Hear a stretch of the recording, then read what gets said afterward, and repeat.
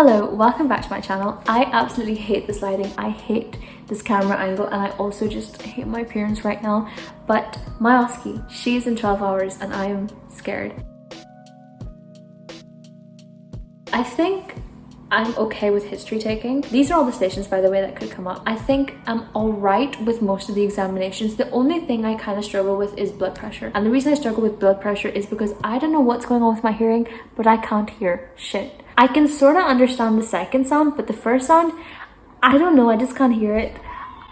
You know, the thing is, I can't even shut my window in the kitchen because we have an invasion of fruit flies right now, so uni aesthetic. I feel like the OSCE is one of those things, like, at least in first and second year, you can expect to get like a perfectly healthy patient.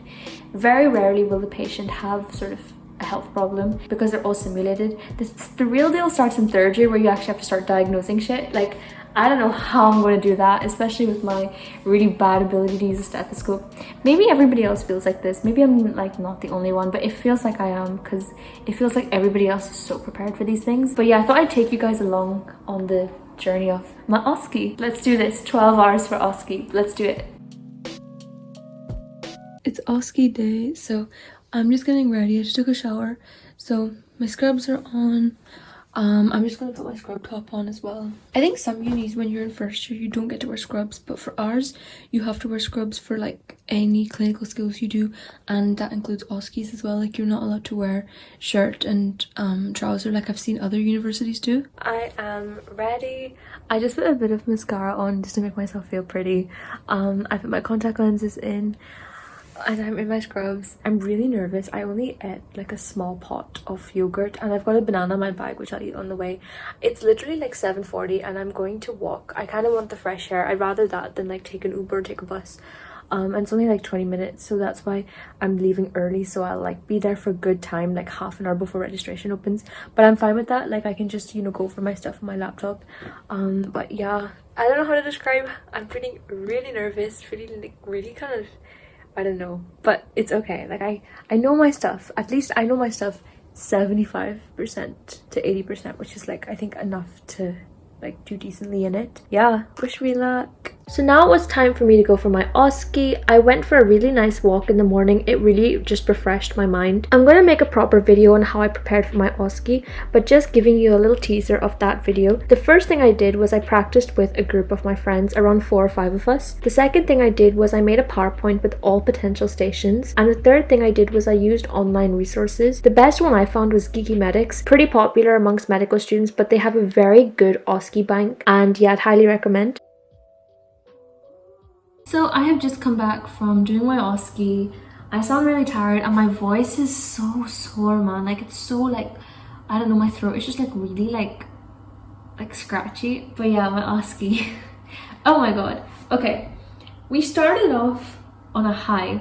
I think we started off okay. I forgot to do a few simple things, but I think on the whole it was fine. But when I got to the blood pressure station, holy shit, it was so bad. Like, I didn't hear anything, so I kind of just made it up, which obviously you can't do in real life. And so I know that over the summer I'm going to try and maybe get some sort of work experience, or like I'll actually like buy I don't even know how to pronounce the equipment, but this equipment, so that I can practice the skill, or I'll try and get like some sort of job in a care home or something, because I think it'll really help with OSCEs for the next few years, because I'm going to have to do an OSCE or like a practical exam for pretty much every single year of my, you know, time in university. And I think each year the OSCE gets more important, which makes sense. Like, nobody's going to have a doctor who's like read from a book and has just read the book. Like, you have to do practical things, and when you see patients on the wards, you're not going to be reading from something or like sitting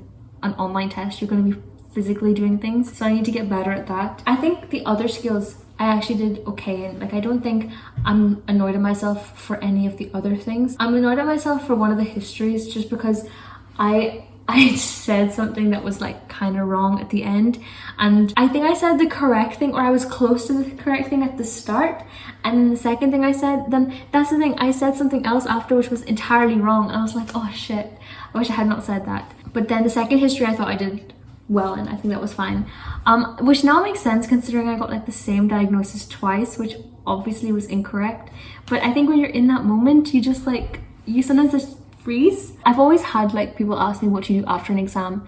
The real honest answer is immediately go to see my notes to see what I messed up on. But I don't think a lot of us give ourselves credit for what we did well.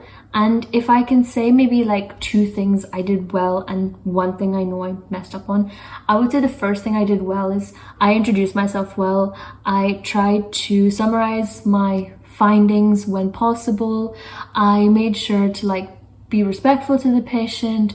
I tried to sound intelligent. I think that's the thing, you have to try and like sound like you know what you're talking about and like you understand the reasoning behind something, which is what I tried to do. Like that was something I really struggled with, and I made sure to like sort of, you know, if I did something, I was like, okay, this is why I'm doing it, I'm looking for this. How many things did I do well? I'm trying to think. I literally am so sleepy. I have not slept all night. The second thing I think I did, or if this is the third, I apologize.